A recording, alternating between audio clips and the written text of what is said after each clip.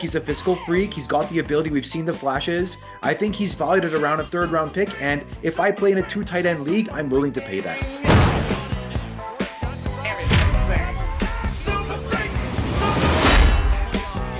Hello and welcome to another edition of Fantasy Football Freaks. I'm Jason, he's Vaz, and today we're going to continue talking about some bargain basement additions that you can make to your team. In our previous video, Vaz gave out 3 names that are on his watch list and guys that he's trying to pick up for cheap. And today I'm going to give you my list of guys. And a couple of these guys could win you a league or, bring you back a huge return. Very high risk, high return. Another guy, maybe he'll be some added value for your team in the future. So let's dive right into it. My first guy that I'm buying in on, if I haven't already got him on my team, is Sam Darnold. Quarterback for the Minnesota Vikings. He's ranked right now around 38 to 40 when it comes to quarterback rankings. Now, the reports that are out there are saying that McCarthy is expected to sit at least in the early goings, and ideally, from a coaching perspective, they want him to sit the entire year. Now, what does that do? It gives Sam Darnold an opportunity to show how he might have grown. And I am going to say might have. He might just be the same Sam Darnold that's seeing ghosts. He might.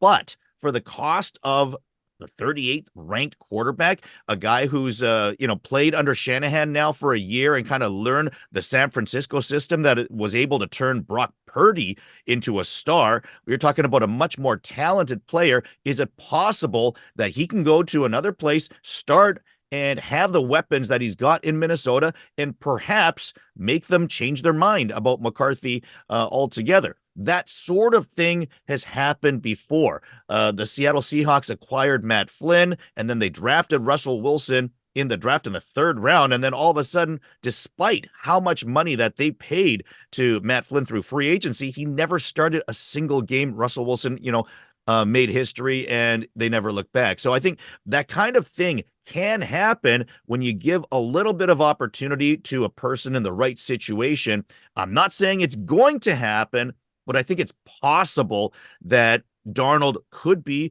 a slightly different quarterback than the one that played with the Jets, than the one that played with Carolina, and the one that never got to play with San Francisco.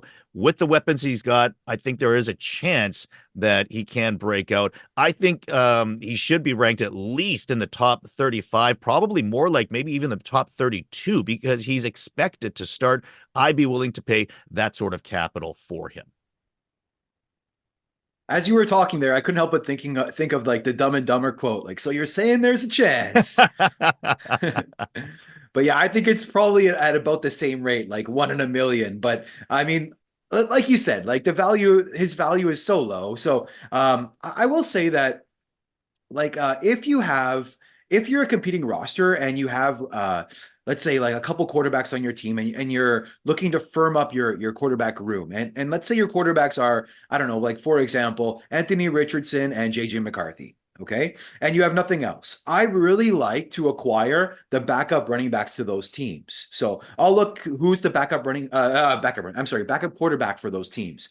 Who's the backup quarterback for Anthony Richardson? I'll look to grab him. Who's the backup quarterback for JJ McCarthy? I'll look to grab him. So if you have JJ McCarthy, I really like adding Sam Darnold if you're trying to compete, because it just gives your team that kind of security. And then, like you said, like, say you're looking for a quarterback to start early in the season, then I like adding Sam Darnold if I can get him for cheap. Maybe I can get him for a 4th round pick. Then I like adding him for that price, because he can, play for you a little bit. I don't think he's going to be a guy that you're going to count on to regularly place in your starting lineup, but if he's cheap, if he's a 4th round pick, I like the cost. I don't know if I'm not gonna pay a 3rd for him. I think that the likely situation is that JJ McCarthy starts fairly soon. They used like top 10 draft capital on him. So they expect him to be the guy, and it's likely he's going to be the guy. So I wouldn't spend a 3rd on him, but if I can get him for a 4th, I would do that. Yeah. I actually would be willing to spend a third. I think when you consider the number of third round picks that actually hit, it's less than 50%. And I know that Darnold, like I said, he doesn't really have a future beyond this season and perhaps beyond the first few games. But I think the fact that he's got an audition, if he's able to do something with it, he might be able to get another job with a different team next year as well. So for me, I'd be willing to give up a third, hoping that it's not an early third. But yeah, if it can be like a mid or late third, then I'd be willing to give that up for Darnold. The next player on my list is Jelani Woods, the tight end for Indianapolis. A couple of seasons ago when he was drafted, he was seen as a project, okay, a very raw 6'7" hulking tight end that's a freak physically. And a lot of people said that, look, it's going to take this guy a couple of years, but if he can develop, then he might become something special. He is rated really, really low when it comes to tight ends, and he might be a bit of a forgotten guy. I think most people knew him when he was coming out in his draft year, and then within the last 2 years, they're thinking, oh, well, he hasn't really done anything, and he didn't do anything great, although he did flash at times in his rookie season, come off an injury last year as well. So I think he's been a little bit forgotten. And if you're lucky and he's even on the waiver wire, then maybe you can pick him up there as as a backup tight end. If he's like your second or third tight end for bye weeks and that kind of stuff in a one tight end league. But I think he's got the potential where if everything works out properly, he should be the starting tight end in Indianapolis. Anthony Richardson, not an experienced quarterback. So when it comes to throwing downfield, maybe he'll look for the shorter checkdowns and especially in the end zone with a guy that big, 6'7" and athletic. Who knows if he becomes the next Jimmy Graham. Once again, this is a high risk play, but if you don't have to give up much for it, it might be the type of asset that can grow on your team. And maybe he becomes, in a, perfect world, maybe he becomes like a top 12 tight end for next season. Yeah, I think you said this is a high risk play. I think you meant to say it's a low risk play. Yeah. I really like this. I really like this one. Like you said, he's a physical and athletic freak. He was injured last season, so maybe people have forgotten about him. You know what? He was a project, but in my opinion, he did flash in his rookie season. We saw the talent. We saw the potential. So I really do like this one. I think that it depends on your format. I think if you play in a two tight end format, I really like going out and grabbing this guy. It's possible that, some people have forgotten about him a little bit. And you know what? The Colts have added a lot of weapons in the draft at receiver. So maybe they think like things aren't going to be available, like targets are not going to be available for him. And that might be the case. But you know what? I think he's a solid enough player that he will have a future in the NFL. I don't know if it'll be with the Colts or not, but he will have a future in the NFL. I think he'll have opportunity to be the tight end one with the Colts this year. So he'll have an opportunity to flash again. He's only 25 years old. He's very young. He's an athletic. He's a physical freak. He's got the ability. We've seen the flashes. I think he's valued at around a third round pick. And if I play in a two tight end league, I'm willing to pay that right now. Now, I can't do it for you. The inches we need are everywhere around us. What are you gonna do? Like! Subscribe! Subscribe! Okay, and the third guy that I am buying right now and perhaps even hoping that he's on the waiver wire is Joshua Dobbs. And what? Joshua Dobbs. Let me ask you, do you even know what team Joshua Dobbs is on? He bounced around last season on Arizona all the way to Minnesota. I can't even remember where he started. He's been on I think he was on 3 or 4 different teams last year. He's on another different team this year in San Francisco.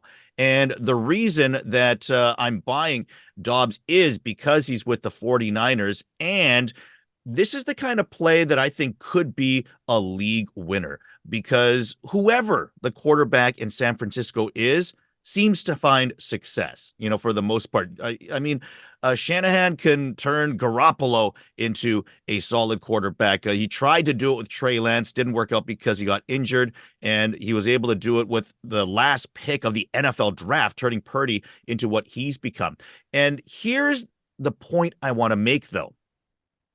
Each of those three quarterbacks that I just listed, Garoppolo, Lance, as well as Purdy, have been injured at one point significantly, to the point where you might even say, I mean, it's like whoever is the quarterback in San Francisco seems to get hurt, whether it's how they run the team, how the offensive line is, whatever it is. In a sense, it does happen.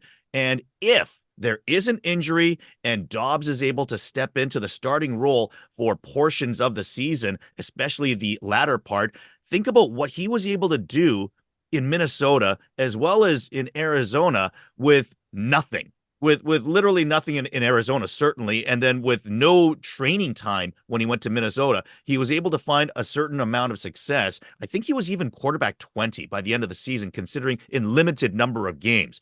Imagine what he could do in San Francisco under the Shanahan system and the weapons that he has. If you can pick up Dobbs on the waiver wire, I mean, don't trade a draft pick to get him or anything like that. But if he's there on the waiver wire and you pick him up, I think that's the kind of play that can win you a league. Okay, so until you mentioned that last thing, I was a little bit skeptical. But yeah, like I don't think Dobbs will be on the waiver wire, but if he's on the waiver wire, definitely go grab him. Like I said before, if you own Brock Purdy, you definitely want to target Josh Dobbs. And I'd even be willing to spend like a late fourth round pick to get him, because I like having that security of having the backup quarterback to my starter. And I think like you said, if Dobbs is forced into action, I think it's a guy that like you're not happy to start, but I think that you could start him and he could get you some positive production. He's got the rushing ability. He's got a strong arm. They've got good weapons there. They've got a good offense. It's Shanahan's team. So yeah, I think you could be pretty comfortable starting him. I don't think you're confident, but you're comfortable. So I'm willing to spend a late fourth round pick to acquire him if I have Purdy on my team. If I have Dobbs on my team, I'm looking to trade him away for a fourth round pick. If I can grab a fourth round pick to to get rid of Dobbs, then I'd probably do that, because even if he does eventually become the starter, like let's say Purdy gets hurt and he's thrust into action, he's never going to have any dynasty value, because he'll never be a starter to like begin an NFL season, right? He's been given that opportunity and he didn't succeed with it. So he's never going to earn it again, I don't think. So even if he were to be thrust into that position, he'd be worth like a third round pick at that point. So I think if you can grab a fourth round pick for him now while he's a backup, I would do that. Unless I have Purdy on my team, then I'm looking to acquire him in that specific situation. Okay. And I actually am going to give you a surprise, Vaz, because I've actually secretly decided to talk about one more player here, or certainly one more situation. I didn't want to tell you because I didn't want you, no, Jason, don't talk about him. Don't talk about that. So this is like a little secret audible that I had in hiding. And the player I want to talk about, or I should say the situation, is the Dallas Cowboys running back room. I think, everyone was watching that at the draft. Everyone knows that, Ezekiel Elliott was signed to a one-year contract for cheap. They got Darnold there. They had Vaughn and Freeman, and everyone's kind of watching like which one of these guys is going to get the workload. If he's available, we're in our league, we're doing our waiver wire today or tomorrow, and I've put in a $2 request for this guy. It's just kind of a Hail Mary. Let's see what happens. But the name that I picked was Snoop Connor. He's like 6th on their depth chart. He was a 5th round pick a couple years ago, played for Jacksonville. And looking at his tape, I kind of looked at the entire Dallas running back room and tried to settle on a guy, because there should be someone in that room that is going to gain value and become something this year. And I think beyond Elliott. So I wanted to kind of dive into who that might be, especially among the sleepers. And the name that I settled on was Snoop Connor, played for Jacksonville last year. He was brought in a few months ago. So look for that name. If he's out there and he doesn't cost you anything at all, that's a guy I would consider adding. Yeah, that is a deep sleeper, without question. Listen, I'm not going to give you any pushback. If you're spending like 1 or 2 fab or 0 fab on a guy, then, or even 10 fab, 20 fab, 100 fab, I don't care. If you're spending fab on a guy, I'm not going to give you any pushback.